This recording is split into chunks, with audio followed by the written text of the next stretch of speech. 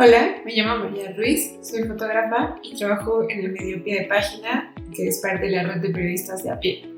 Me especializo en derechos humanos, género de identidad y feminismos. Y este video lo hice con ustedes para compartirles algunos de los conocimientos que he adquirido a lo largo de mi carrera sobre cómo tomar fotografías sin estigmatizar y revictimizar a las personas que retratamos. Bueno, ojalá les sirvan estos tips. El tip número 1 es sobre el consentimiento. Por mucho tiempo nos enseñaron que como fotógrafas realizando una tarea informativa tenemos derecho a tomar fotos a las personas en cualquier circunstancia con o sin consentimiento, pero esto no es lo ideal. ¿Por qué es importante? Porque las fotografías se acercan a las personas y en la época del internet y sobre todo en contextos de violencia no sabemos cuándo nuestras fotos pueden vulnerar a las personas que estamos fotografiando. Es importante no solo pedir permiso, sino también explicar qué pasará con las fotografías que estamos tomando, dónde serán publicadas y cuál es el alcance que tendrán. Esa es una responsabilidad que tenemos como fotógrafas y como periodistas. Informarle a las personas cuál es el objetivo de las fotografías que tomamos, pero sobre todo lo que va a implicar que sus retratos sean tan públicos. Esto porque muchas veces las personas a quienes estamos retratando no tienen pues esa noción de lo que implica salir en internet o en un noticiero o en un periódico. Entonces ahí eso es una responsabilidad muy grande que también tenemos. Otro factor importante es estar conscientes del objeto con el que estamos fotografiando. Muchas veces nuestras cámaras, al ser tan grandes, pueden intimidar a las personas en un estado en el que quizás están vulnerables o incluso nos pueden poner en riesgo a nosotras mismas cuando entramos a contextos violentos, en zonas de riesgo.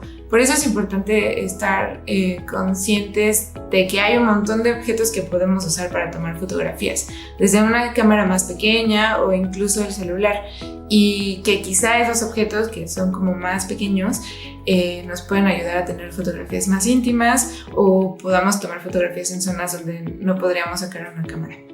Y por último, aceptar las negativas. Una negativa no necesariamente significa que ya no vas a poder trabajar el tema. De hecho, es un buen incentivo para tu creatividad, porque en esos casos en los que una persona no quiere salir en una foto, quizá tengas que buscar solucionarlo con algún objeto de la habitación y te cuenta alguna historia importante en torno a ese objeto, o con algún espacio, o incluso jugar con las sombras y las luces. Y pues eso nos ayuda muchísimo como fotógrafas para mejorar nuestra calidad fotográfica y de narrativa. El segundo tip es informarnos, es buscar las fotografías que ya se han hecho sobre el tema que vamos a retratar y no solo buscarlas, sino también ser críticas, tratar de identificar cuál es el discurso dominante en la mayoría de las coberturas que se han hecho y si tiene que ver con lo que queremos contar o no. Eso nos va a ayudar a pensar otras formas en las que podemos contar una historia que ya ha sido contada muchas veces o incluso reconocer si hay una tendencia política o un discurso de odio con el que no compartamos y que queramos como tratar de visibilizar que ahí hay esas tendencias o que ahí hay esos discursos de odio y tratar de buscar estas otras historias dentro de la misma historia que normalmente no son contadas. El tercer tip es escuchar. Para mí eso ha sido súper fundamental, no solo como escuchar a las personas que estoy retratando, sino también buscar a expertas, expertes y expertos en los temas que voy a retratar y estar súper abierta a críticas y observaciones, sobre todo si es un tema que no manejas tanto. Creo que el abrirte a las críticas en ese sentido pues te puede ayudar a buscar mejores fotografías y también a ser más sensible a la hora en la que estás fotografiando.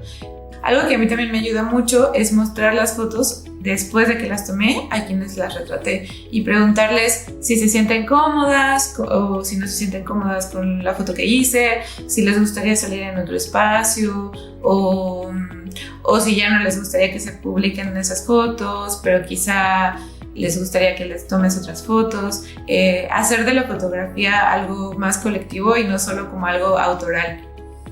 Y el último tip es sobre cómo construir nuevas narrativas.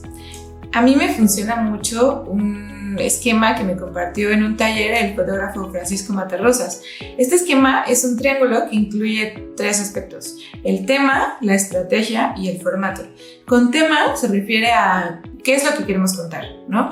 O sea, elegir, no sé, por ejemplo, quiero contar la migración o quiero contar la historia de cómo un grupo de mujeres está rescatando un río. Entonces, en la punta del triángulo pones el tema que elegiste. La otra parte es escoger la estrategia. Y al escoger la estrategia es preguntarte cómo lo quiero contar.